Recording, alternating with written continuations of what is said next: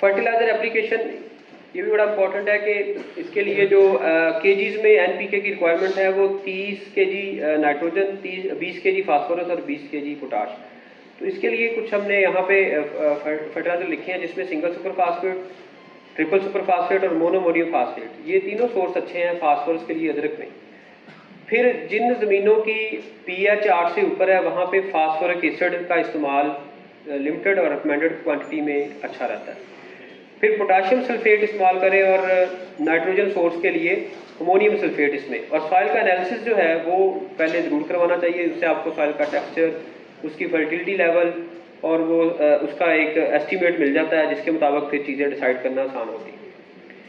ये हमने drip fertigation plan जो हम इधर फॉलो करते हैं वो दिया है। इसके बेसल डोज आपने मोनोमोनियम फास्फेट और एसओपी की देनी है at the time of planting. जैसे हमने शुरू में बात की थी कि ट्रांसप्लांटिंग से पहले आप बेसल डोज दे दें, ज़मीन की तैयारी के वक्त भी दे सकते हैं या जब आपने ट्रांसप्लांट करना है उससे पहले भी दे सकते हैं इसको।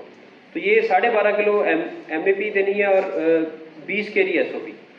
उसके बाद फिर जब 31 दिन से 60 दिन आपको हो जाए प्लांटिंग के बाद, यानी कि 1 महीने से लेके जब शुरू हो जाता है 1 महीना, 31वां दिन शुरू होता है, उससे 60 दिन तक की जो आपकी रेसिपी है ammonium sulphate, monoammonium phosphate, phosphoric acid और SOP की डेली आपने ड्रिप इरिगेशन सिस्टम के तहत जो उसको डोज देनी है वो आगे ये टोटल महीने की रिक्वायरमेंट लिखी है शुरू में 12.5 kg अमोनियम सल्फेट, लेकिन पर डे जो इसमें देना है वो 416 ग्राम यानी कि 0.416 kg पर डे। ये 30 दिन आपने इसको ऐसे ही जारी रखना है। और इसी तरह मोनोमोनियम फास्फेट 41 ग्राम डेली और फास्फोरिक एसिड 26 ग्राम डेली। होता लिक्विड है लेकिन एसिड को केजीज में मेजर किया जाता है। फिर इसके बाद जो SOP है वो 66 ग्राम डेली।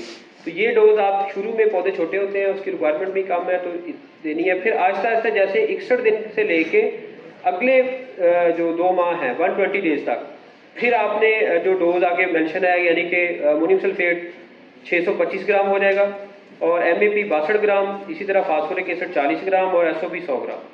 फिर अगले जो टाइम बनता है 121 डेज से 210 डेज तक, उस वक्त फिर आपका अमोनियम सल्फेट 833 ग्राम और जो मोनोमोनियम फास्फेट है वो जस्ट 83 ग्राम और इसी तरह फास्फोरिक एसिड 53 ग्राम और SOP 133 ग्राम। इस स्केड्यूल का फॉलो करेंगे तो इंशाल्लाह जो जिंजर की रिक्वायरमेंट है, हाँ बीच में फिर माइक्रोन्यूट्रिएंट्स आप ऐड कर सकते हैं ज़रूरत के हिसाब से, अपनी सॉइल के हिसाब से। और जो कोटवार का रीजन है वहाँ पे अगर फास्फोरिक एसिड ना भी इस्तेमाल करें उसकी जगह सिंपली आप ह्यूमिक एसिड इस्तेमाल कर लें, कोई भी ऑर्गेनिक एसिड, तो वो फ़ायदेमंद रहता है।